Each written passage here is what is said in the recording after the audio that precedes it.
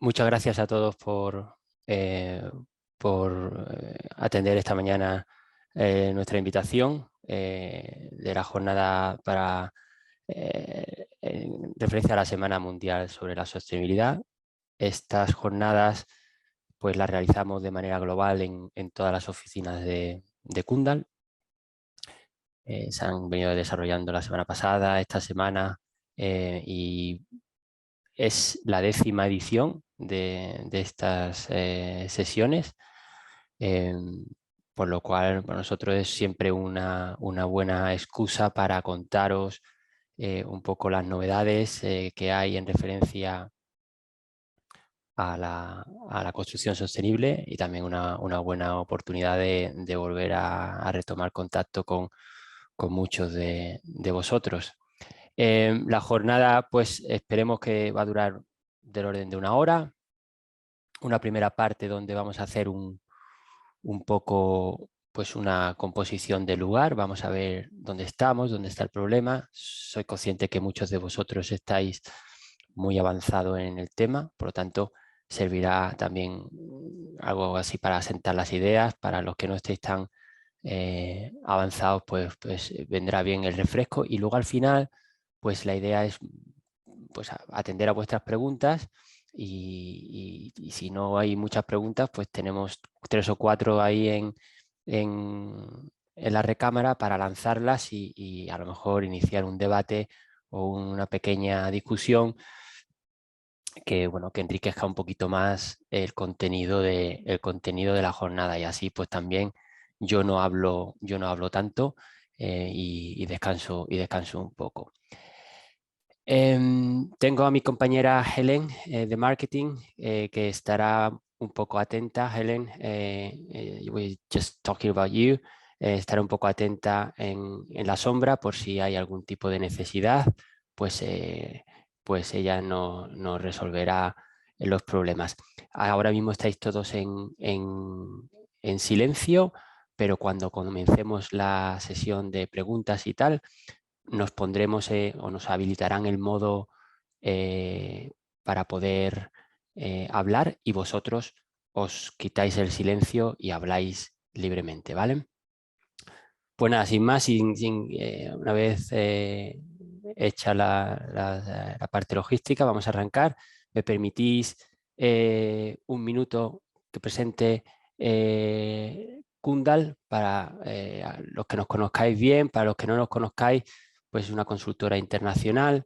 Pues llevamos más de casi 45 años, o si no, más de 45 años ya en el sector. Internacional, con 20 oficinas, 21 oficinas en todo el mundo, más de 1000 personas.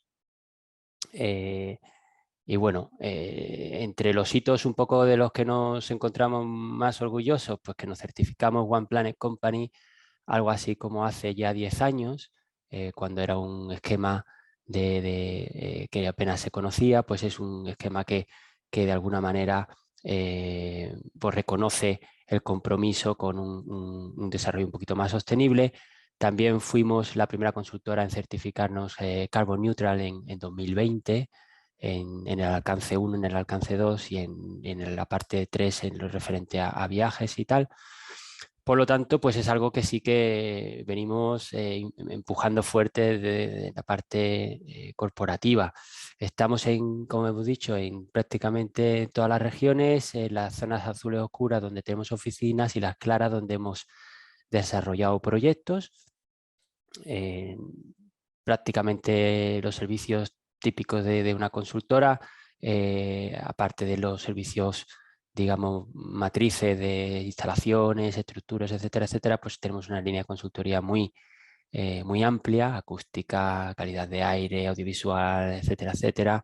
Y bueno, resaltar que la sostenibilidad es una de las disciplinas nuestras matriz o núcleo que han cobrado en los últimos años tanto más importancia que las otras disciplinas más tradicionales. Abarcamos todos los sectores, y bueno, somos pues eso, una consultora global que os puede ayudar en prácticamente en todo lo que necesitéis. Yo creo que esto es muy pertinente porque, bueno, yo creo que nosotros siempre nos ha gustado ir un poco por delante en algunas cosas y esto es un compromiso muy fuerte que ha adquirido la compañía y es el intentar conseguir que el 100% de todos nuestros proyectos o los proyectos en los que participemos sean Zero Carbon en 2030. ¿Vale? Estamos colaborando con nuestros clientes para, pues eso, para proporcionar soluciones que permitan cumplir con los objetivos de París de 1,5 grados. Y esto es algo que estamos comprometidos a hacer bueno, vamos a hacerlo en cada una de las líneas en cada una de nuestras líneas de negocio. Hacer esto en instalaciones, pues es algo que parece un poquito más intuitivo, pero siempre estamos buscando un camino para llegar a estos objetivos de Net Zero Carbon en muchas otras disciplinas, como puedan ser todas estas que hablábamos, que son, si acaso, disciplinas un poquito más o menores, pero que todas ellas tienen una contribución y pueden aportar su grano de arena en todo este proceso. Y sin más, y con un poco la parte formal y más de presentaciones, vamos un poco a presentar la jornada, ¿vale? Vamos a ver la composición del lugar, los condicionantes del cambio y cómo realizar el proceso. Hoy nos vamos a enfocar en edificios existentes, es importante, ya veremos el porqué y vamos a ver un caso práctico de cómo podríamos llegar a esos objetivos de Net Zero Carbon en edificios existentes, cuáles son las estrategias, en fin, un poco contarlo todo en lo que podamos hacer en una hora. Pues lo primero, viendo esa composición del lugar, vamos a hacer un pequeño cuestionario, ¿vale? Van a salir a continuación una serie de preguntas y me gustaría que respondieseis con lo primero que se os venga a la cabeza para ver un poco cómo estamos de conocimientos generales. La primera pregunta, Helen, if you got the pool ready, please. La primera pregunta es si me podéis decir cuál es el nivel de calentamiento global actual. Damos 20 segundillos si podéis responder.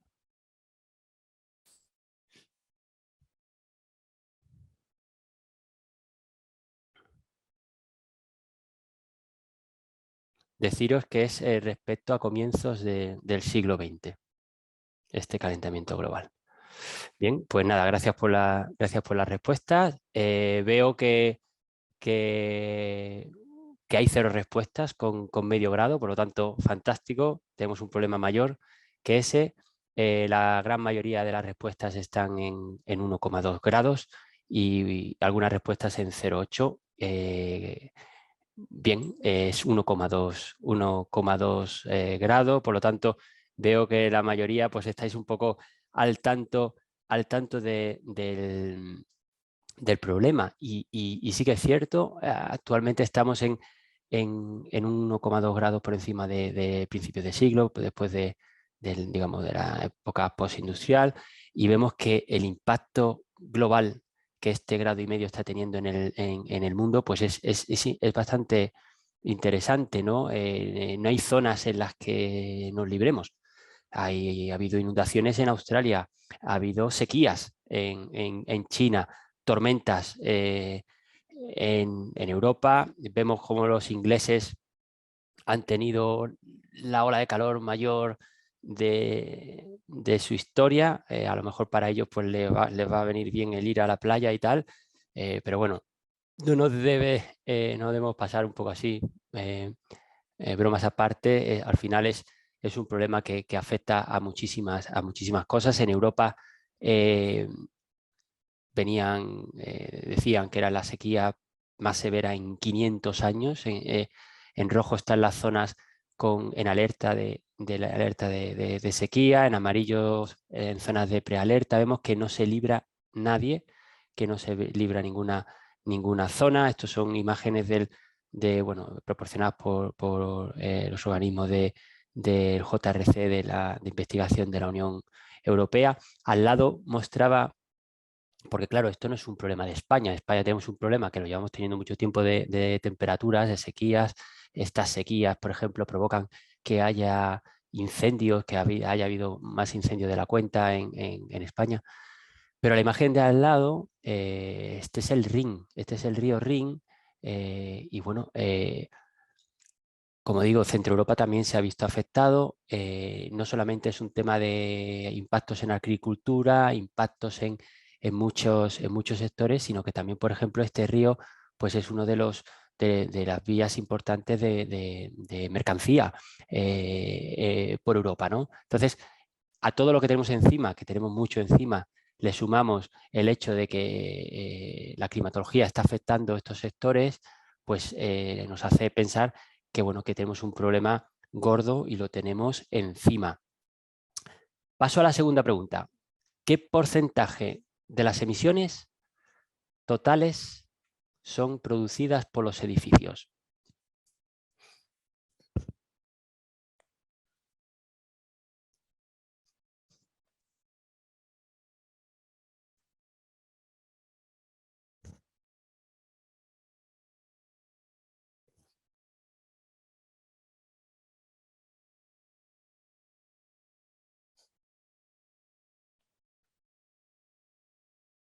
Bien, muchas gracias. Vemos que nuevamente la mayoría acierta, lo cual pues, satisface que estamos un poco al tanto. Cierto es, los edificios contribuyen, es el mayor contribuidor a las emisiones, con el 40% de las mismas, de las emisiones de efecto invernadero. De ese 40%, aproximadamente el 70% son consecuencias de la operación del edificio, de la energía que hace funcionar esos edificios, y el 30%, todo esto es en la actualidad, y el 30% de las emisiones están asociadas a los materiales y al proceso constructivo, ¿vale? O sea que así os da un poco una idea de la dimensión del problema y del potencial de impacto positivo que tenemos al actuar sobre este sector. La tercera pregunta, os digo que hay 4 preguntas nada más, ¿vale? ¿Qué porcentaje de los edificios que estarán presentes en 2050 están ya construidos?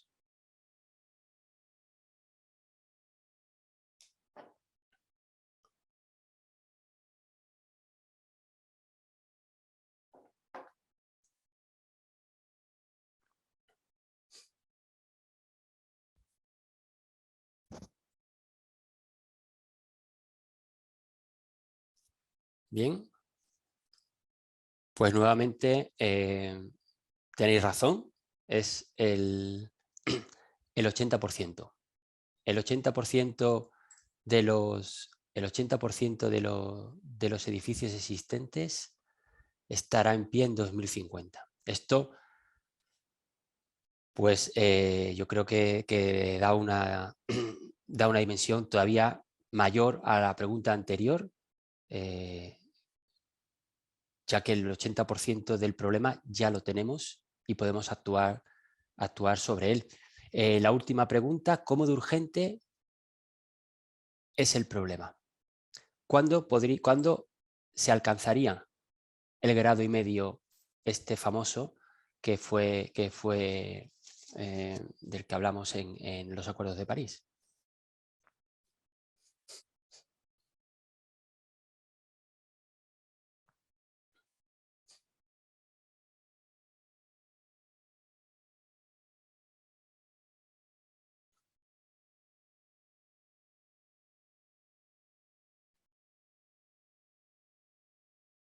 Efectivamente. es ya mismo, ¿vale? Eso es dentro de 8 años.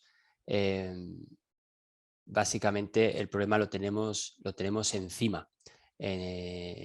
Para 2050 igual ya es un poco tarde en algunas de las cosas, por lo tanto tenemos que actuar ahora y ya veremos por qué.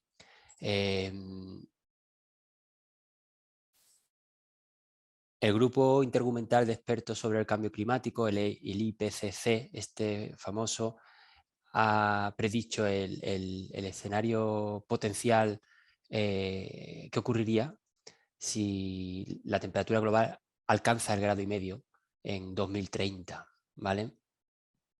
Y hay consecuencias muy impactantes. Existe una probabilidad de que exista un verano sin hielo en el Ártico, un 40% de incremento en la superficie afectadas por incendios, un porcentaje del 5% de los mamíferos perdiendo sus hábitats naturales y con unas sequías media de 2 meses en muchas zonas. Hemos visto este verano, como decíamos antes, que esto ha pasado en Europa, ¿no? Y nosotros los españoles lo llevamos viendo mucho tiempo.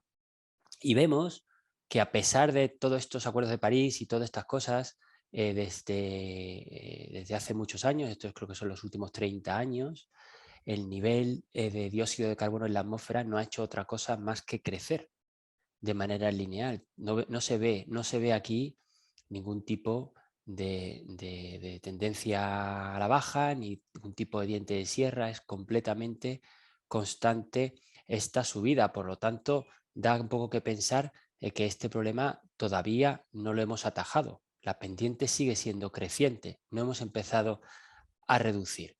Y por lo tanto es importante de que todo esto comience. Vemos aquí una serie un poco histórica y una serie de proyecciones en qué ocurriría si siguiésemos tal y como seguimos ahora. Estamos en el escenario azul. Estamos viendo que para 2100 estaremos alcanzando del orden de 3 grados. Para poder llegar a ese 1,5 que hablábamos, que es el escenario verde, lo que tenemos que hacer es dejar de emitir y empezar o sea, básicamente a dejar de emitir, no a emitir menos. Tenemos que compensar todos los excesos, esto es como lo de ponerse a dieta en el año nuevo, compensar todos los excesos que hemos venido haciendo en materia de emisiones. Y veíamos antes los impactos estos del 1,5 grados frente a distintas cosas, el ir de 1,5 a 3 grados hay diferencia. Y básicamente lo que hablamos antes de que el 4% de los mamíferos perdieran el hábitat, pues podríamos llegar hasta el 41% si las emisiones, si se llega a los 3 grados. Para esto son las distintas escalas, 1,5, 2 y 3. Respecto al tema de los incendios, pues es un aumento de prácticamente de 100% de la superficie, o sea, un aumento del doble, ¿no? de las superficies afectadas por incendio debido a las sequías, debido al ambiente mucho más severo en verano. El tema de las sequías, pues como hablábamos, zonas pasaríamos de 2 meses a 10 meses. En zonas como el Mediterráneo, donde ya de por sí tenemos un estrés hídrico enorme, pues esto supone un riesgo mayor. Aquí vamos a hablar hoy mucho sobre riesgos y sobre, bueno, que al final es lo que el mercado de alguna manera está adoptando. El tema del Ártico pues es complicado también, casi seguro, ¿no? Aumenta la probabilidad de que del Ártico se deshelaría, ¿no? Con 3 grados.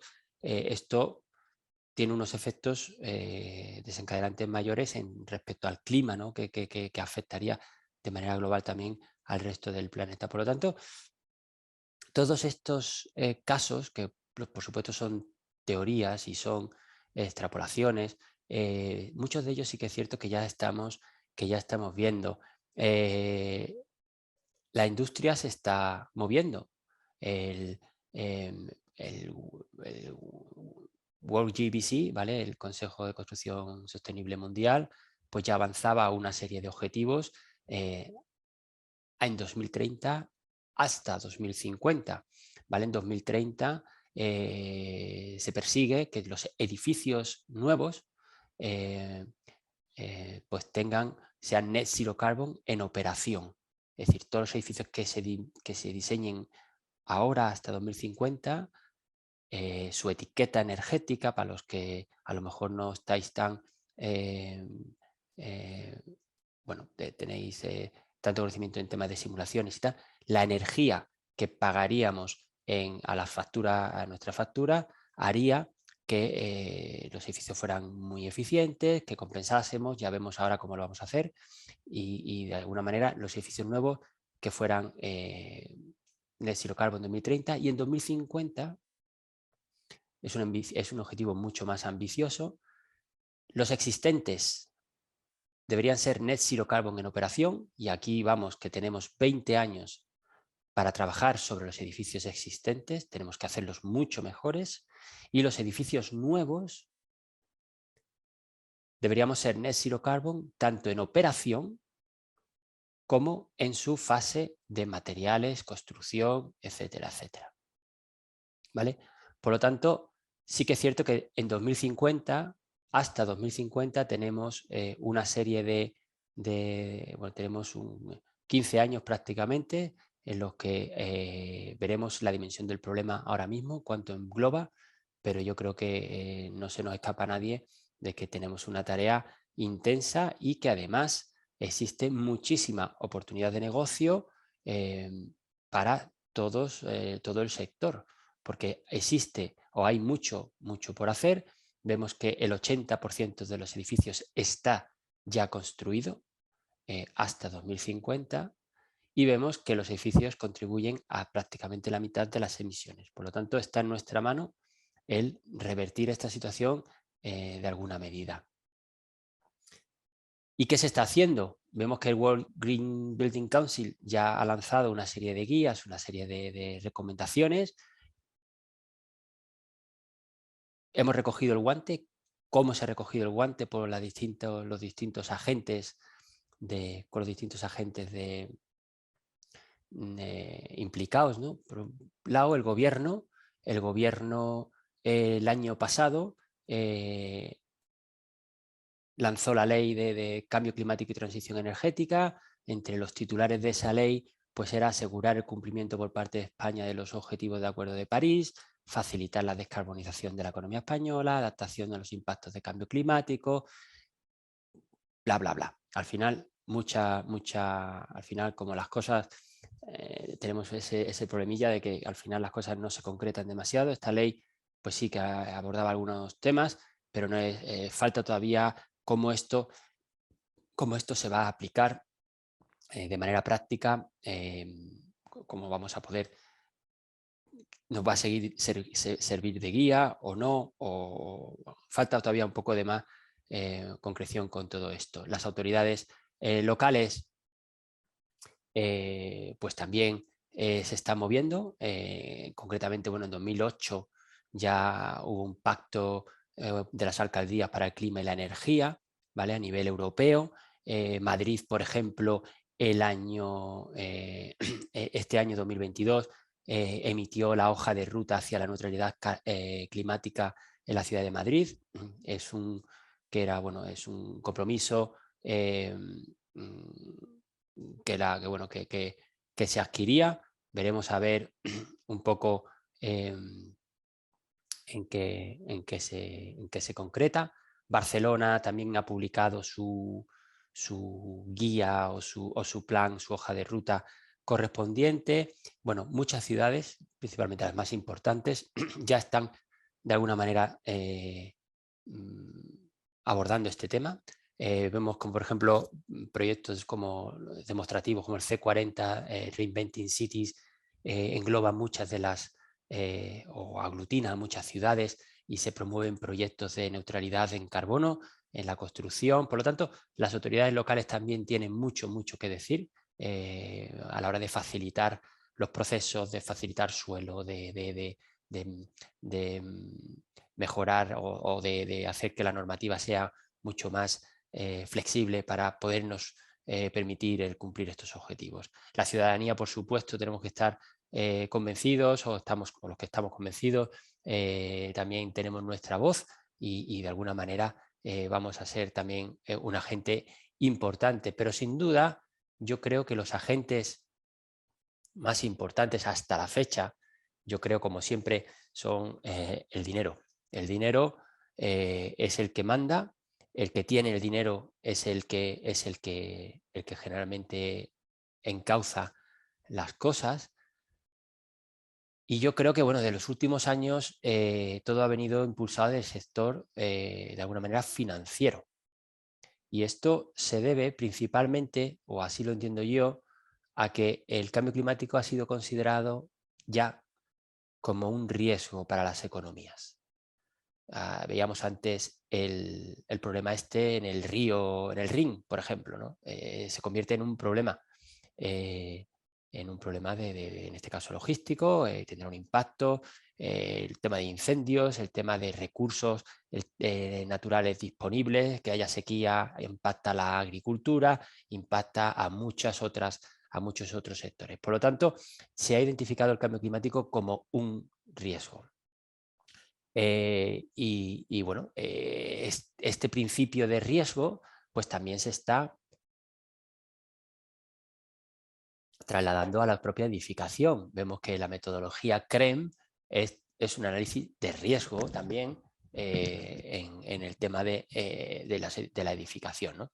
Uno de los objetivos de la Unión Europea es aportar también claridad en cuanto a la clasificación de las actividades que pueden ser consideradas como sostenibles, ¿no? Esto para evitar el greenwashing y todo esto que ha venido ocurriendo en estos años, ¿no?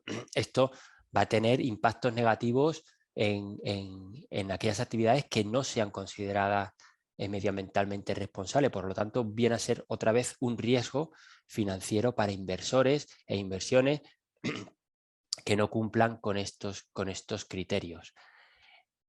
Si esto viene promovido desde arriba a los que tienen el dinero, los que usan el dinero, los promotores, van a tener los mismos problemas. Los promotores van a tener que cumplir con las exigencias que les impongan aquellos que les prestan el dinero. Y por lo tanto, esto va a tener un efecto en cadena hacia abajo que va a hacer que todo la parte o sea, el sector se dinamice con respecto al tema del desarrollo sostenible. Por supuesto, los ocupantes, hablamos antes de la población, de las personas, los ocupantes a modo corporativo, pues también tienen su punto de opinión, tienen que cumplir una serie de requisitos desde su punto de vista de responsabilidad social.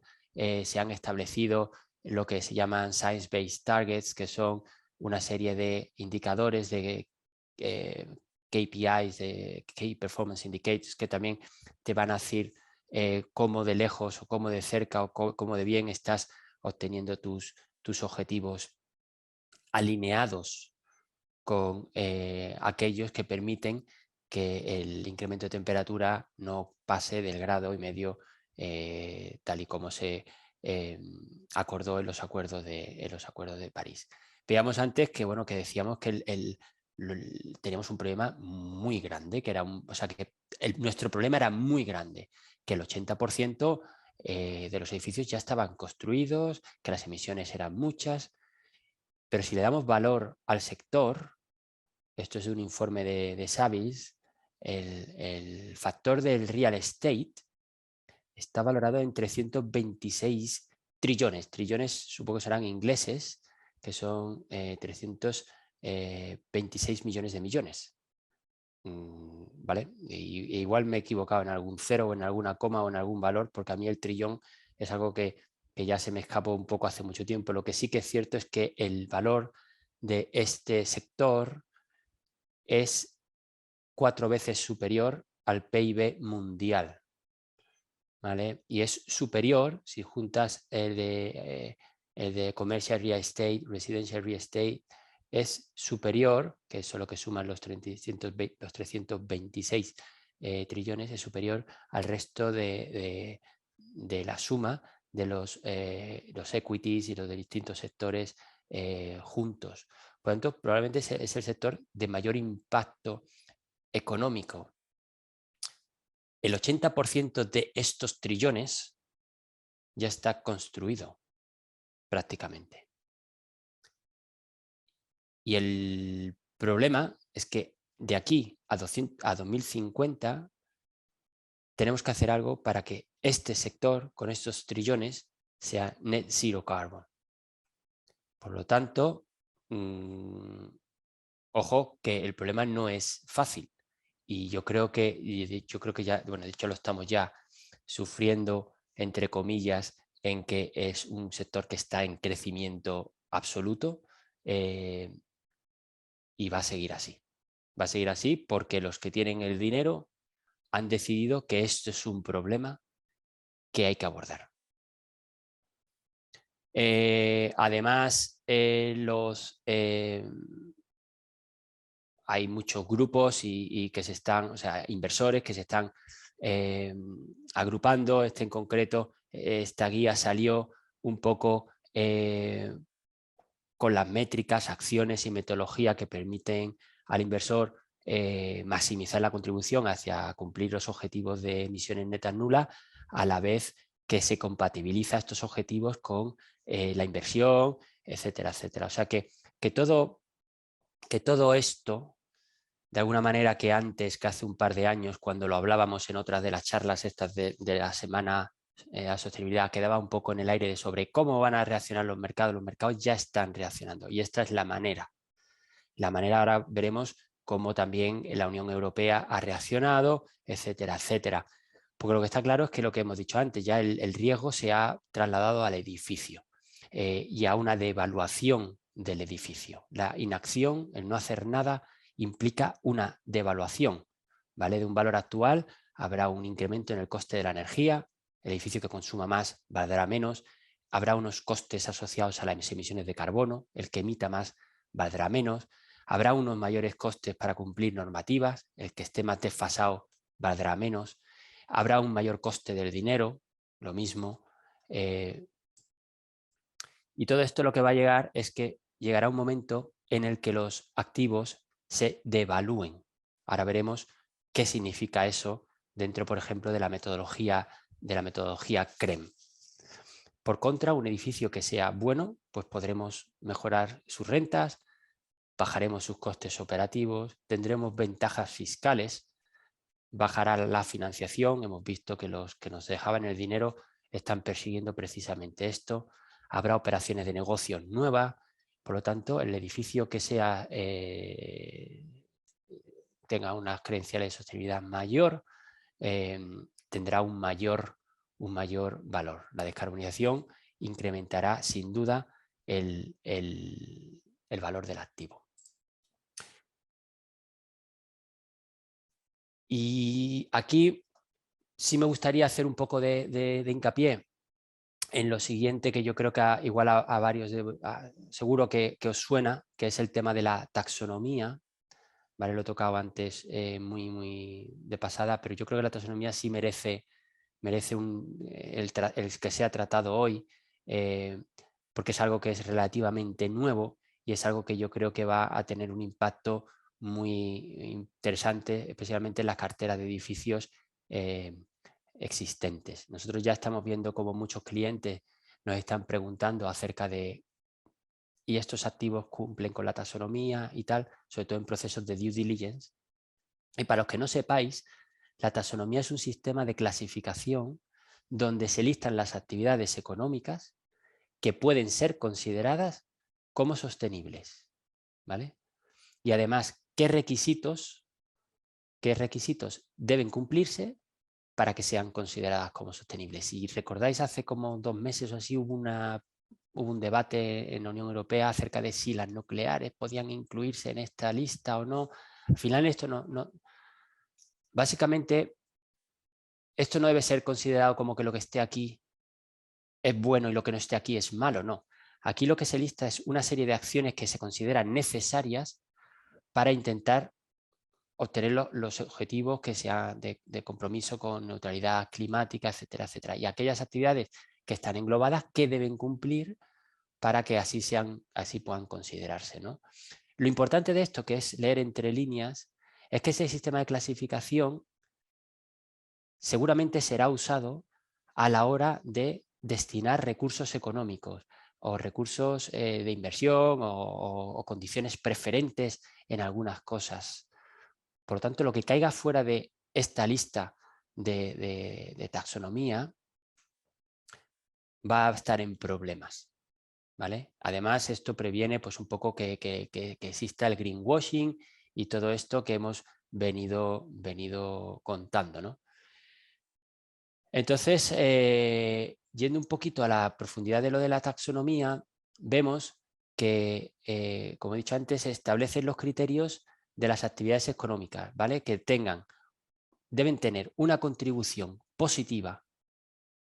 La actividad en sí tiene que tener una contribución positiva a uno de estos 6 objetivos medioambientales, que son mitigación del cambio climático, adaptación al cambio climático, protección de los recursos del agua y marino, transición a una economía circular, prevención y control de la contaminación y, por último, prevención y control, protección y restauración de los ecosistemas y de la biodiversidad, ¿vale? Tiene que cumplir uno de estos objetivos y que no perjudiquen, aquí ellos lo cuentan como do not significant harm, que viene siempre abreviado DNSH, y que no perjudiquen a los otros 5. O sea, cada uno de los sectores económicos que vienen listados en la taxonomía debe cumplir esto, ¿vale? ¿Y cuáles son los sectores que vienen en la taxonomía? Pues vienen muchísimos, muchísimos, pero entre ellos vienen el sector del real estate. Por lo tanto, no es que digan, no, es que el real estate no contribuye, o sea, el real estate es sostenible, no. La taxonomía no dice eso. La taxonomía dice que para que el sector real estate sea considerado un sector no nocivo, tiene que cumplir un objetivo medioambiental y no afectar a los otros 5. Es por ello importante, por lo cual el sector de real estate tiene que reinventarse, porque si no se reinventa, va a caer fuera de la taxonomía, con las implicaciones que eso conlleva, ¿vale? Y como el sector de real estate, como sabéis, es súper ancho, pero yo he cogido prácticamente 3 subsectores. Uno que es la construcción de edificios nuevos, otro que es la renovación de los edificios y, por último, la adquisición de edificios. O sea, el inversor que tenga una cartera de edificios también va a tener que cumplir con la taxonomía y sus edificios van a tener que cumplir con los requerimientos de la taxonomía si quiere que su actividad esté reconocida en la misma taxonomía. Yo no sé si me estoy explicando, si no, ahora luego lo hablamos un poquito más en el debate. Pero ¿qué implica esos 3? ¿Qué requerimientos normativos o qué cambios principales va a afectar a los edificios en estas 3 líneas? Bueno, pues primeramente, aquellos en la renovación de edificios, ¿vale? Me he dejado los edificios nuevos porque no vamos a hablar hoy de los edificios nuevos, pero en la renovación de edificios, que yo creo que es el tema de la charla de hoy, tiene que cumplir aquello de mitigación del cambio climático, ¿vale? Por lo tanto, tiene que tener una reducción de la demanda energética de al menos del 30%. O sea, que todos los edificios existentes que se rehabiliten tienen que al menos mejorar su eficiencia energética en un 30%. Esto tiene que venir avalado por una etiqueta energética, por una simulación energética o por unas auditorías energéticas. Por lo tanto, ya hay trabajo por hacer, ¿vale? Ya hay trabajo por hacer tanto para nosotros como para los promotores que rehabiliten edificios. Además, tienes que no causar daño en los otros criterios, que en el caso de agua es que los lavamanos estén en 6 litros minuto, las duchas en 8, que tengan un doble descarga con una descarga media de 3,5 en los sanitarios y de 1 litro en los urinarios. Que los residuos de la construcción se reciclen y que, bueno, que los materiales cumplan con la normativa REACH, que esto viene un poco temas de amiantos, temas de compuestos organovolátiles, mercurios, etcétera, etcétera. El proyecto debe por un lado, contemplar esto, y se debe auditar el edificio de que no contengan estos materiales, y si los tienen, pues sacarlos, ¿no? En los ecosistemas, pues la madera debe ser de origen reciclado, etcétera, etcétera. Esto para la renovación de edificios. Y para aquella gente que tenga cartera de edificios, los edificios que estén antes de 2020 tienen que estar, nada más por tener edificios, los que estén antes de 2020 tienen que ser estar en la parte de arriba del 15% en la demanda, es decir, que tienen que tener una letra A. Y aquellos que estén construidos después de 2020 tienen que ser un 10% mejor que los criterios de cero emisiones o de Nearly Zero Energy Building con respecto a la normativa nacional. Además, tienen que pasar ensayos de presurización y análisis de Life Cycle Assessment. ¿Vale? Estos mismos son los mismos criterios para edificios nuevos. Por lo tanto, vemos que el impacto en los edificios existentes va a ser enorme. Si quieres que tu actividad esté reconocida en la taxonomía. La taxonomía es algo que va a tener que pasar empresas de más de 500 trabajadores o aquellas que estén obligadas a reportar en el índice sobre un índice europeo. Por lo tanto, que habrá empresas que sí que esto le afecte en gran medida, sobre todo aquellas poseedoras de grandes carteras. ¿Y cómo podemos hacer esto en edificios existentes? Pues de alguna manera existen dos líneas. Una, mediante una reducción de la demanda y a la vez mediante un aumento en la contribución de energías renovables en la propia red. ¿Vale? Y en base a esto, pues se establecen unos objetivos que ya veremos en Europa a lo que equivale para objetivos de emisión de edificación. Existen muchísimas guías que ya de alguna manera te están guiando el camino. Sobre todo viene muy liderado esto en Reino Unido. Nosotros en Kundal, nuestro planteamiento es en 7 pasos. Primero se actúa sobre las componentes pasivas del edificio para a continuación reducir la demanda energética operacional. Se eliminan los combustibles fósiles, sustituyen por elementos de bombas de calor, etcétera, etcétera. Una vez que se ha reducido la demanda, mayorar la componente en renovables del edificio.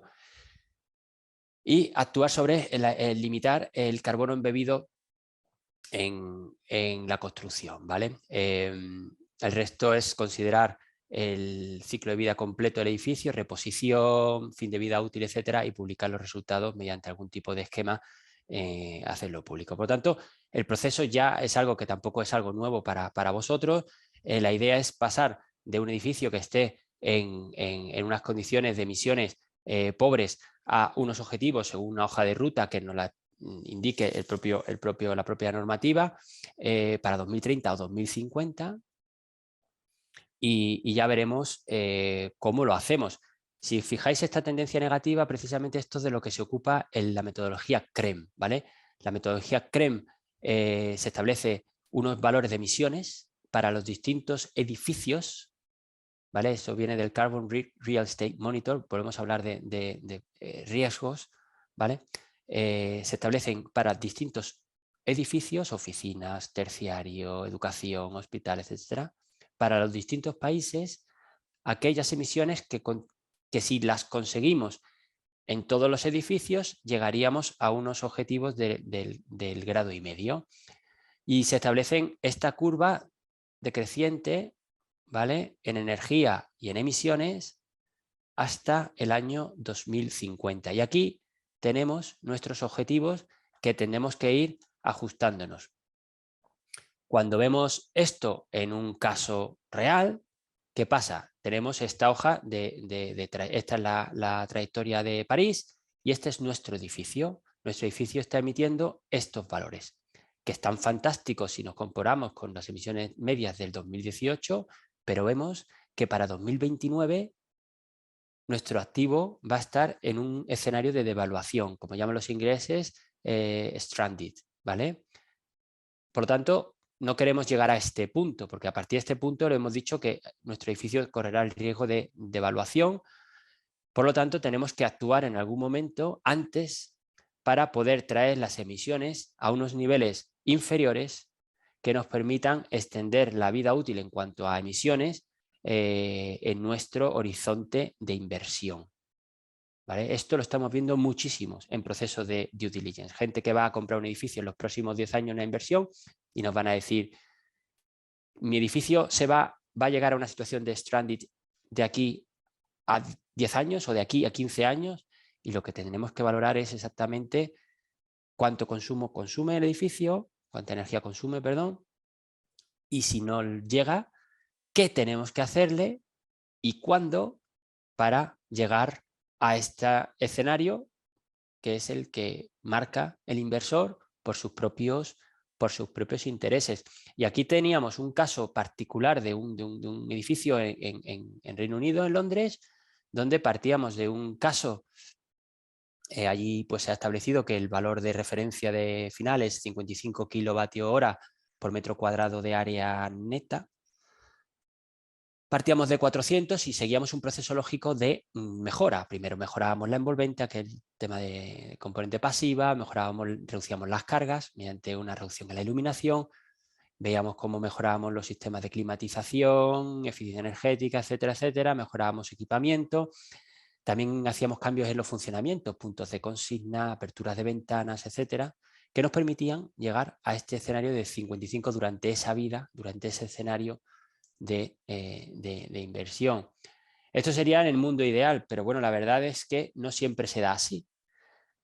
De hecho, esto es lo que se consensuó con el cliente. Básicamente, se consensuó primero, mejorar la iluminación, sustituir los fan coils. Básicamente el punto que quiero llegar es que la rehabilitación integral de la envolvente se hacía al final. Lo cual puede decir, es que esto no tiene sentido, primero habría que haber reducido la demanda. Sí que es verdad. Pero ocurría que por un tema de inquilinos, de contrato de inquilino, de cuando se acababan los contratos, etcétera, pues la manera del faseado de estas obras era mejor hacerla de esta manera. Además, que la fachada de alguna manera no había llegado a su fin de vida útil. Por lo tanto, íbamos a añadir una serie de emisiones de carbono adicionales innecesarias si acometíamos una rehabilitación mayor integral en la fachada. Y yo creo que este balance entre emisiones en operación y emisiones en materiales es interesante de ver. Y aquí pongo un mapeo de qué puede pasar en un edificio. ¿Vale? En un edificio, tú tienes un edificio existente donde si no le haces nada, no vas a tener emisiones asociadas a la construcción del propio edificio. Ese edificio existe, por lo tanto no hay impacto en materiales, pero es malo. Tiene unas emisiones muy altas. Y podemos hacer varias cosas. Podemos tirarlo y hacerlo nuevo. Llegaríamos a unas emisiones de 1.200 kilos fácilmente y seríamos un edificio magnífico, el mejor de la gama. O podíamos ir a una opción intermedia, donde haciendo una pequeña rehabilitación, lo que hablábamos, de ver cuáles son los easy wins, lo que tiene menos impacto, a lo mejor la fachada está bien, a lo mejor solamente hay que añadir un poquito de aislamiento, y con todo lo que hemos hablado en la presentación de hoy, pues podemos llegar a unos consumos que ya estén de acuerdo con ese objetivo del CREM 2030 o del CREM 2040 o lo que el asesor, o sea, lo que el promotor o el inversor considera adecuado. Generalmente lo que sí que vemos es que el impacto relativo en emisiones, en operación, de acometer una rehabilitación integral o de no acometerla son relativamente, bueno, son considerables, pero no son tan grandes. Lo que sí que hay que tener en cuenta es que estas emisiones en operación se van a repetir durante la vida del edificio, esos 20, 30, 40 años de vida. Por lo tanto, yo creo que este es un poco el juego que tenemos que empezar a pensar, qué nos va a interesar. etcétera, etcétera, porque esta foto que tenemos hoy, yo creo que es la que vamos a tener en los próximos 15 años. Y yo creo que esto es lo que va a ser, lo que va a permitir que el sector de los edificios o el tema de los edificios existentes, pues de alguna manera se dinamice mucho más de lo que se ha venido haciendo hasta ahora. No debemos olvidar que llegará el momento en el que las empresas paguen por estas emisiones, tanto las que emites en operación como las que emites al construir. Por tanto, el balance entre una acción u otra tendrá también un aporte económico que tendremos que considerar en la propia amortización de la acción correspondiente. Y yo he llegado al fin de mi charla.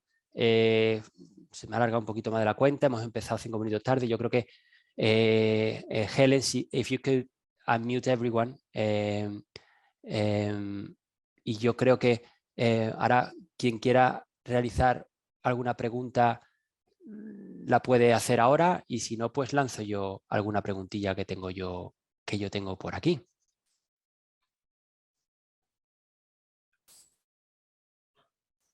¿Alguien se anima a preguntar alguna cuestión que haya quedado por aclarar?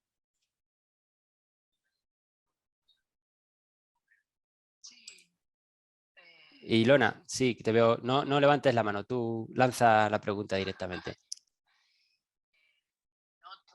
Se te escucha muy mal, muy lejos. ¿Ahora mejor? Perfecto, sí. Vale.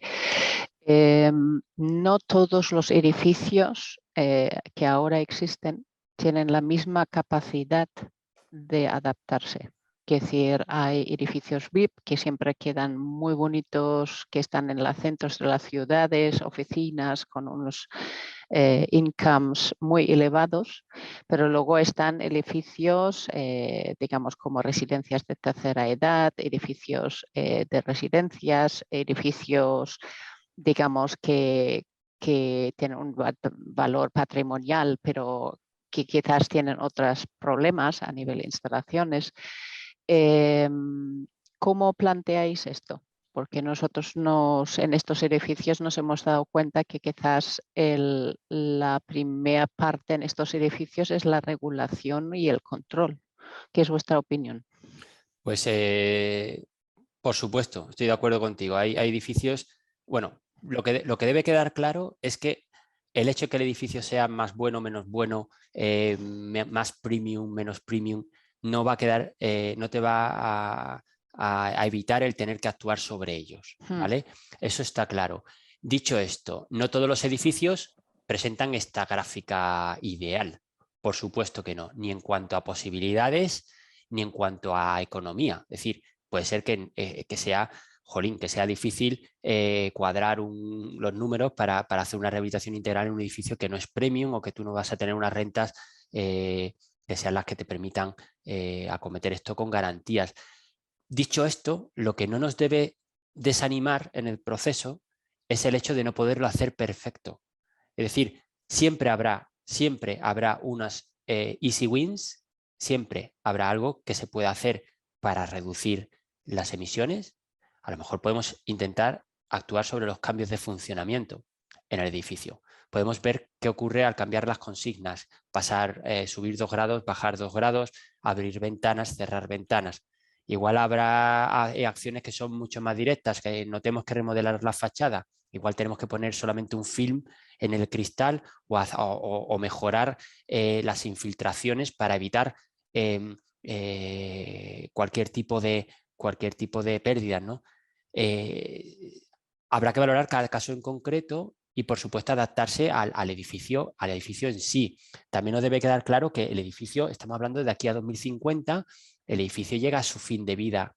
El edificio estará en pie, pero sus elementos estarán sujetos a CAPEX. Es decir, con probabilidad el sistema de iluminación haya que actualizarlo porque haya llegado a su fin de vida, o los equipos de climatización también. Por lo tanto, ahí en cada uno de esos pasos existe una oportunidad para llegar a estos objetivos de reducción, ¿vale?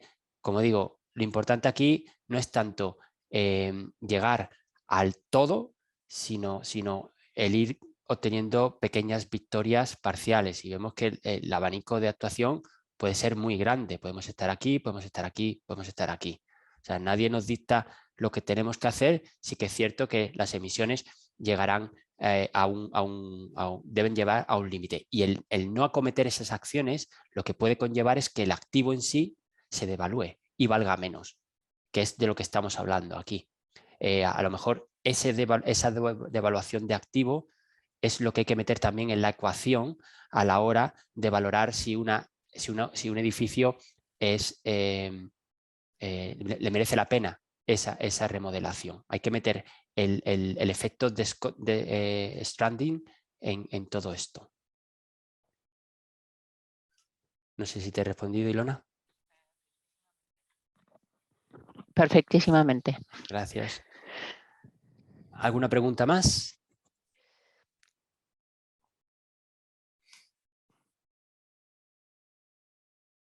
¿Está la gente dormida o no? O yo lo he explicado fantásticamente bien, lo cual no me lo creo yo mucho. Pero bueno, voy a lanzar yo una preguntita de las que tenía yo por aquí preparadas. Espero que os animéis. Venga, que así hacemos esto un poquito más interesante. ¿Qué papel creéis que juega la administración en la promoción de la mejora de los edificios existentes? Hombre, debería incentivarla.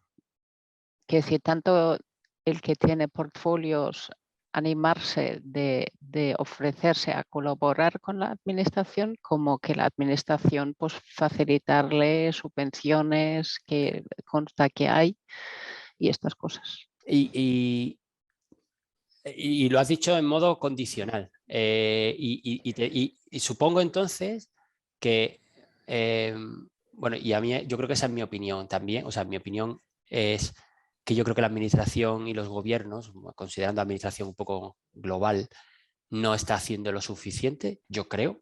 Yo creo que es súper importante porque desde un punto de vista regulatorio debería estar marcando las pautas y yo creo que va siempre por detrás. Yo creo que estoy de acuerdo contigo, Ilona, debería jugar un papel importante, pero yo creo que no lo juega. Y a lo mejor cambia un poco la pregunta y es, ¿cómo podría la administración beneficiar que esto ocurra? ¿Qué trabas veis, por ejemplo, que haya? ¿En qué casos, por ejemplo, tenéis el dinero, tenéis el edificio y ahora resulta que nos topamos con la administración y no podemos llevar a cabo esta actuación? ¿Alguien ha tenido alguna experiencia negativa en ese aspecto?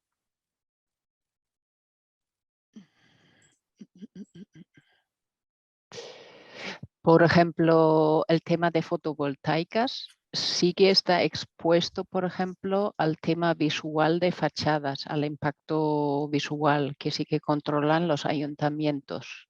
Entonces tenemos, por ejemplo, un edificio donde, a ser un edificio catalogado, digamos que tenemos que justificar, que me parece bien, no digo que no, pero digamos puede ser, por ejemplo, un tema a tener en cuenta, que nos han obligado pues trazar las fachadas resultantes de la fotovoltaica para que no tiene impacto negativo. Está integrado en un paisaje en este caso, por eso te digo, no lo considero que han hecho mal, pero sí que hay, o por ejemplo los ruidos entre los vecinos, cosas estas que se pueden subsanar, pues proteger acústicamente estas cosas. Pero a nivel de instalaciones sí que hay determinados límites. ¿Y te has encontrado tú alguna vez donde hayas querido hacer algo que vaya en beneficio del propio edificio y la administración haya sido el freno a esta actuación? Pues lo que te digo, digamos, en un edificio que quiero poner fotovoltaica o la he puesto y que freno no lo sé porque, digamos, de momento han requerido más documentación. Ujú. Si me lo rechazan a ser un edificio de patrimonio, puede pasar, Ya, ya. por ejemplo. No, esto en Madrid también hemos tenido nosotros experiencias, edificios protegidos o con un grado de protección, sobre todo en Madrid hay muchísimos edificios protegidos y muchos de ellos que injustificadamente protegidos porque un edificio no tiene un valor que tú veas y el hecho de tener que te ponen trabas a la hora de mejorar las ventanas o el cambiar algún tipo de elemento dentro de la propia fachada, pues sí que es un problema. Por lo tanto, temas de infiltraciones, temas de aislamiento, el tema de no tener acceso a la cubierta porque tiene un impacto visual, hace que tus instalaciones no puedan ser todo lo eficientes que deberían. Por lo tanto, yo creo que sí que las administraciones son importantes, tanto europeas hacia abajo y de manera última los ayuntamientos que deben poner facilidades para que esto se dé, porque si no se va a convertir todo en o sea, el tema económico va a ser un limitante muchísimas veces. Yo, si me permites el inciso, Sí. digamos, quería simplemente pensar que también es al revés, que por ejemplo Madrid nos hemos encontrado con unos incentivos, digamos, tanto por la ciudad como por los planes hídricos, Uh-huh. que precisamente donde el ayuntamiento ofrece o abre, que al principio evidentemente lo hace exigiendo. Es decir, si tú eres consumidor de más de 10.000 metros cúbicos o en el entorno de Madrid, a campo abierto ya de 30.000, y nos hemos tenido que alinear, pero en realidad nos ha abierto, digamos, nuevos campos en este caso. Y nos ha, por ejemplo, el canal Isabel II ha tenido un incentivo también muy bueno y además ha sido premiado de apúntate al reto del agua, que digamos lo que has antes enseñado en tu exposición, digamos, que analiza digamos, el uso en el día a día que de los cisternas de los inodoros, digamos, regular el caudal y estas cosas, y sobre todo animar a buscar también digamos, sinergias con el usuario. Es decir, en realidad yo quiero pensar, y por eso lo he expresado en mi primera intervención así, yo creo que los que estamos llevando edificios deberíamos alertar y buscar la administración también requiriéndole, digamos, buscando estos planes que han publicado, ¿no? Decir, oye, tú estás diciendo esto, pues yo quiero hacer esto, tú me puedes ayudar en algo, que decir, la comunicación, sí buscarla, ¿no? Ya, por supuesto, por supuesto. Pues estoy viendo que hay gente que se está desconectando, nos hemos pasado unos minutillos. Yo, al que quiera estar 5 minutos para la siguiente pregunta, yo creo que también es importante, sobre todo, agradecerte, Ilona, tu participación experta en esto. El que tenga que marcharse, pues ya le anticipo las gracias por la asistencia y nos vemos prontito. Pero vamos, yo creo que esta es importante sobre todo para los que desarrolláis edificios. Eh, Como veis, hemos visto que el 80% de los edificios van a estar construidos en 2050. Hemos visto que el problema gordo lo tenemos en los edificios existentes. ¿Existe un apetito distinto del mercado en la obra nueva frente a la rehabilitación? ¿Crees, ya te pregunto a ti directamente, tú crees que hay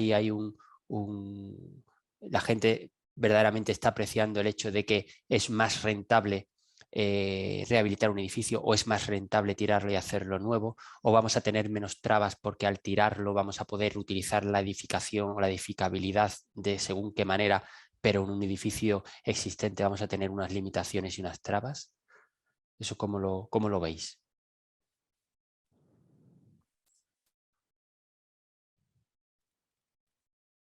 ¿Alguien que se anime?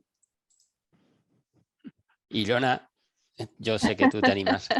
Sí, bueno, yo creo que en primer lugar hay que analizarlo, porque digamos los edificios tienen que ser al final funcionales Ujú, para nuestra sociedad, ¿vale? ujú, Entonces, cuando el edificio, por ejemplo, hay muchos antiguos edificios que desde mi punto de vista, si a nivel espacio son aprovechables, que los materiales que se han utilizado y el grosor de esos muros muchas veces nos ayuda porque tiene todavía como permiten, asume más inercia térmica el edificio y nos reduce, digamos, instalaciones, aunque por otro lado, digamos, claro, dificulta a estar hecho también las instalaciones, que es decir, hay que evaluar un poco en cada caso qué es la mejor solución, darle una nueva vida, un nuevo uso. ¿Este uso que yo quiero dar en estas circunstancias es viable o no? Yo Y, creo que esa y es la vosotros cuestión. hacéis ese análisis a la hora de plantear un proyecto nuevo. Es que nosotros lo que hemos hecho es participar en concursos de colegios mayores de convertirlos en residencias de estudiantes y replanteando y nos hemos que encontrado con este tipo de problemas. Es decir, Mm, que las fachadas, digamos, en algún aspecto te dan, o el edificio en sí, por su construcción, piensa también que los espacios son todavía más grandes hoy en día, a ser el coste de construcción mayor. Digamos, los espacios que existen pues, son quizás más amplios y esto, y también a nivel inercia térmica puede funcionar mejor, pero luego hemos tenido problemas, por ejemplo, para entrar y sacar depósitos, pues nos aumenta el coste porque los ah, tengo que cortar para sacarlos como para volver a meterlos ahí adentro. Es decir, por eso digo, yo creo que hay que evaluarlo y luego la otra cosa también es el cambio climático nos obliga también a ver que en qué zona estoy, es decir, a qué estrés en el futuro voy a estar expuesto. Es decir, digamos, claro, hay oportunidades de compra en situaciones determinadas. Si estoy en primera línea de mar, estoy afectado por la subida del nivel de mar. Si estoy en una zona como que está en el sur de España, pues ya está expuesto a muy altas temperaturas. Estas están previstas a subir. Voy a poder resistir ya. esta subida de temperatura. Es decir, tengo que analizar el edificio referente a estos parámetros.